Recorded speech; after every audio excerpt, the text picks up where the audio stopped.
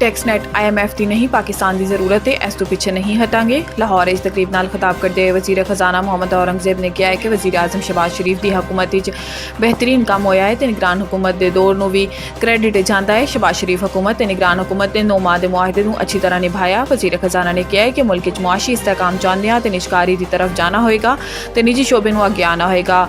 बिजली की तकसीम कार कंपनियां ने बोर्ड तब्दील कर रहे हैं, इस निजी शोबे शामिल करांगे। असी बिजली की चोरी को मुकम्मल तौर पर खत्म करना है। मोहम्मद औरंगजेब ने कहा है कि टैक्स GDP ते तवानाई ते कम करने की जरूरत है। असी टैक्स नैट वधाना है तो इसकी वजह IMF नहीं बल्कि पाकिस्तान की जरूरत है। पाकिस्तान 8 तो 10 ट्रिलियन कैश इस वक्त मार्केट घूम रहा है। वजीर खजाना ने मजीद कहा है कि अप्रैल असी टैक्स रजिस्ट्रेशन लिए मुहिम का आगाज किया। लोग समझते हैं कि वह टैक्स नैट आ जाएंगे तो इन्होंने बिला वजह हरासा किया जाएगा। जो ताजिर भाई टैक्स नैट के बाहर ने वह खुद टैक्स नैट आए इन्होंने हर तरह की सहूलत देवांगे, लेकिन टैक्स नैट लाने की मुहिम पीछे नहीं हटेगी। आइंदा बजट सेल्स और इनकम टैक्स की रियायतां ते छूट खत्म करने की तजवीज़। जराए का कहना है कि आइंदा बजट इंपोर्टेड ट्रैक्टर ते टैक्स आयद करने की तजवीज़ है तो कमर्शियल इंपोर्टेड ते विद होल्डिंग टैक्स लाने ते गौर किया जा रहा है, जबकि कमर्शियल दरामद कुनिंदगान की खरीदारियां ते विद होल्डिंग ते टैक्स छूट होएगी। जराए के मुताबिक आइंदा बजट कमर्शियल दरामद कुनिंदगान की आमद ते इनकम टैक्स विद होल्डिंग लाने की तजवीज़ है तो पुरानी दरामदी गड्डियां ते भी टैक्स वधाने की तजवीज़ है, जबकि कमर्शियल इंपोर्ट्स 1% टैक्स लाने ते सालाना 25 अरब रुपए तक रेवन्यू मुतवक्को है। जराए के मुताबिक बजट ट्रैक्टर्स ते कीड़े मारदवियात ते टैक्स छूट खत्म किए जाने का इम्कान है। ट्रैक्टर्स से कीड़े मारदवियात ते टैक्स अस्तस्ना के खात्मे तो ज़राई लागत मजीद बढ़ जाएगी। रवां साल ट्रैक्टर्स से कीड़े मारदवियात को सेल्स टैक्स तो छूट हासिल होएगी, जबकि टैक्स छूट खत्म होने आइंदा माली साल 30 अरब रुपए रेवन्यू की तवक्को है। आज़ाद कश्मीर कुशीदा सूरत हाल के बायस मुतअद्दिद शहरियां इंटरनेट तो मोबाइल सर्विस मुअत्तल।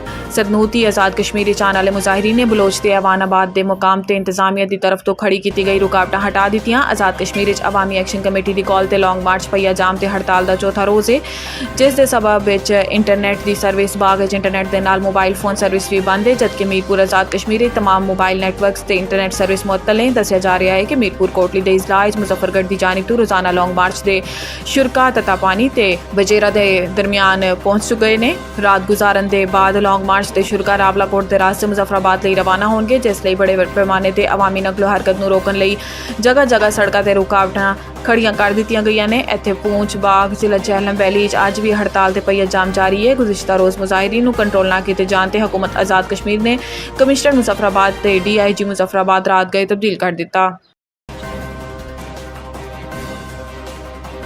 9 मई PTI के हक फौज के अंदर तो बगावत को हवा देने की कोशिश की गई। निगरान हुकूमत की रिपोर्ट के मुताबिक रियासती इदारों के खिलाफ पहले तो तशद्दुद का मजबूत जवाब न मिलने से पार्टी ज़्यादा बेबाक हो गई सी। फौजी तनसीबात के सामने तो हमला करने का मकसद फौज के मोराल को कमज़ोर करना तो सियासी डील के लिए दबाव डालना सी। एक खुली तो गलती ते मबनी कोशिश सी, जिसका मकसद मुसल्ह अफवाज के अंदर अपने हक डील कराना सी। एदे च भी किया गया है कि 9 मई 2023 के वाक़यात ना तो अकाद का सी ते ना ही साबे साख्ता और एक मुनज़्ज़म ते खतरनाक हिकमत अमली का हिस्सा सी, जिसका मकसद मिस्टर खान की डिमांड्स मनवाने लिए रियासती इदारों ते दबाव डालना सी। रिपोर्ट किया गया है कि 9 मई 2023 एक बयाने का अरूज सी जो एक शख्स फिरके के गिरद बनाया गया सी ते एक हिकमत अमली के तहत इन्होंने मुखालफिन के खिलाफ तशद्दुद नूं कौमी खिदमत के तौर पर जवाब फराहम किया गया सी। निगरान हुकूमत की काबीना कमेटी जिसने इस मामले की तहकीकात की इसने गहरे दर्द के नाल नोट किया कि एक मकबूल सियासी जमात अपने इंतखाबात तो बाद इस किस्म के मनसूबा तो कौमी मफादात को नुकसान पहुँचाएगी।